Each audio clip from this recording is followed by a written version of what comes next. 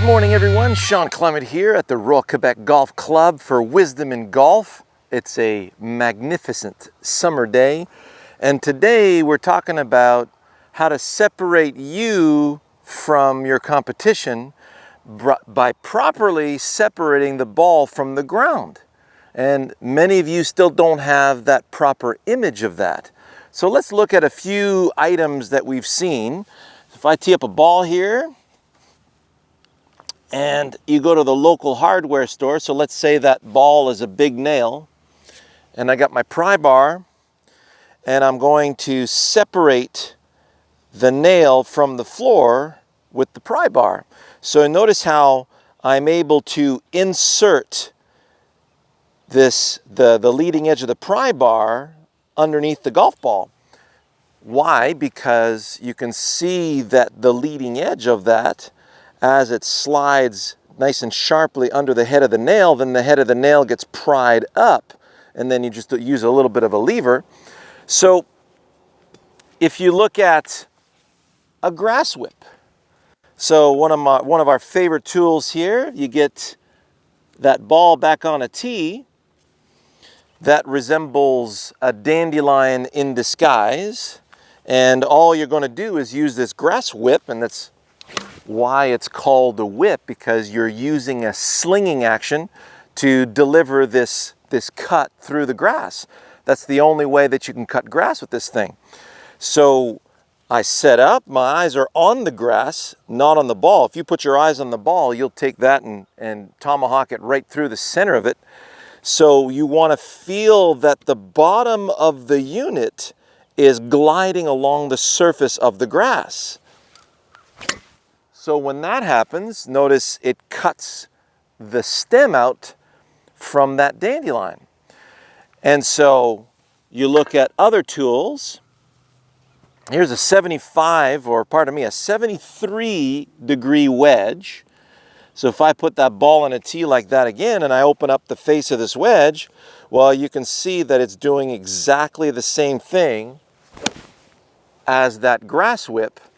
Notice how I was able to slide along the surface of the ground, not under. We're sliding along the surface of the ground with the leading edge, and you can see that the tee has been clipped and the ball just fell to the ground. So we have at Wisdom in Golf another beautiful grass whip that's got a nice little bronze disc at the front, which is extremely effective in getting the full sling of a golf club. So we'll do the same thing here with this particular unit. So my eyes are on the grass, and I'm focusing on sole of club skipping along the surface of the grass. And you notice there was a nice big whipping cut through there, and the ball just drops to the ground. So after you do a few of those, you grab your trusty golf ball separator, a golf club, and you'll start putting one, let's say, on a shorter tee. Always put your attention on the sole of the club to the grass. And let's make sure, because now that the sole of the club is going to cut the grass, the ball is now going to be forced up against the club face. So now that it's going to be forced up against the club face, it's going to go somewhere. So we're just going to use an intermediate point here, and we're going to cut through the stem in the direction we want the ball to go. So we want that momentum to go in that direction. So my eyes are on the grass. My attention is on how the sole of the club is going to whip along the surface of the grass. Here we go. So at first, you may take out a few chunky divots like that, and then your brain says, wait a second, that wasn't that sling along the surface of the grass that I felt before. So I'm just going to put another one right here at the back of that divot, and we're going to look for that nice whipping sensation that we had before. There it is. So now we have a beautifully struck shot. Nice, it's still in the air, just landing now. And you could see that that particular divot was a lot shallower than the first one. So what you do is you stay on the task. You'll hit a few awful ones like that, but if you stay on task, and now you can tell the difference between when it's chunky and when it's not. And you keep looking for the feel of that zippiness along the surface of the grass. So let's do one more. There it is again. So now we're just rifling them off the turf now. And because, now if we look at ball position, just to get you guys to feel the proper ball position now, you can see how I'm just putting the ball at the back of each divot, and the divot's coming out in front of the ball. So you have a very specific center in this machine, right? If I only had one arm, and I take that one arm and I put it into action, there's my lawnmower.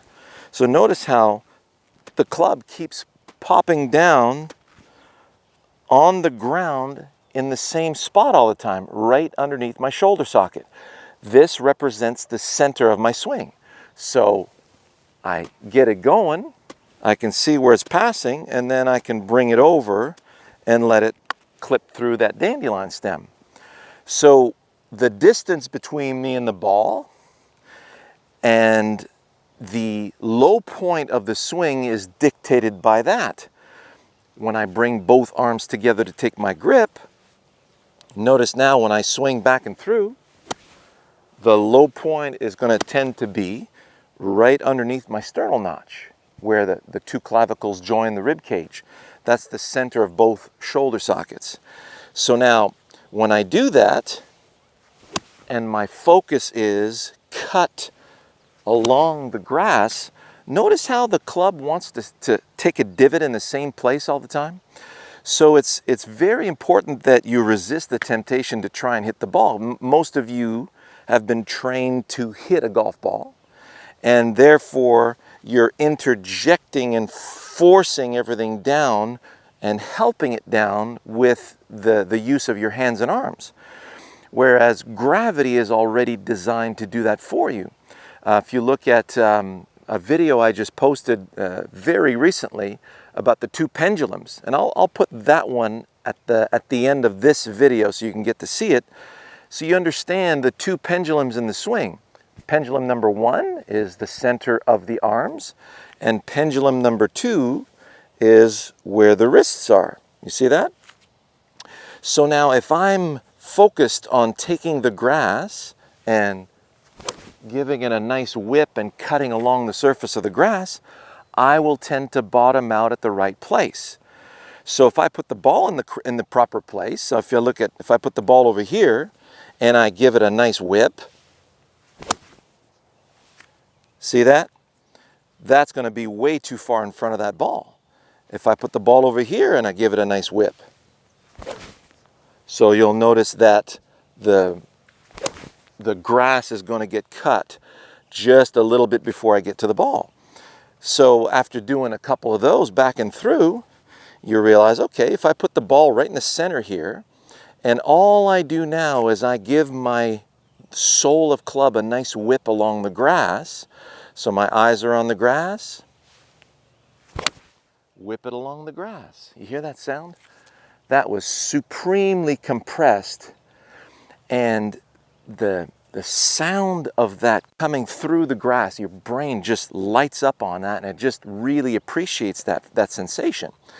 So the rest of it is just making sure you got the right distance between you and the ball.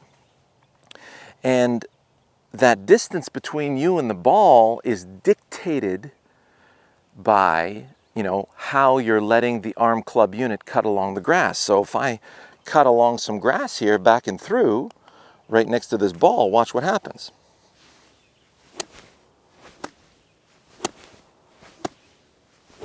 See that? That's where it wants to pass. So I'm going to bring that over.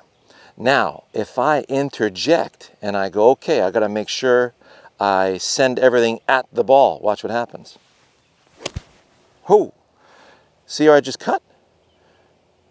And if I swing through the grass and towards a target, I'm not going to do that because other people are in that fairway.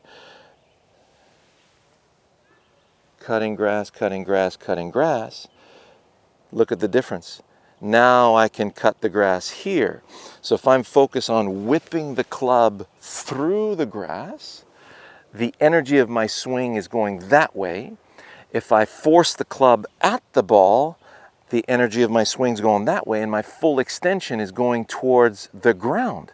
That really impacts the distance I have between myself and the golf ball. So you see how important having a proper task is. So I have a very distinct direction. I'm going this way. I have a very specific task to go that way. Whip through grass. Whip through grass that way. If I whip through grass that way, it feels like the ball is the first thing to get cut. The ball meets the face, then the sole of the club cuts through the stem. So what's it feel like again when I whip through the grass? Yeah, it feels about like that. Bliss on a stick. That is what I hope that all of you feel in your golf. There wouldn't be any problems in the game of golf today keeping people in the game when they're striking the ball pure like that. It's just an unbelievable feeling that it never gets old. All the best. See you later on this week with Golf WRX.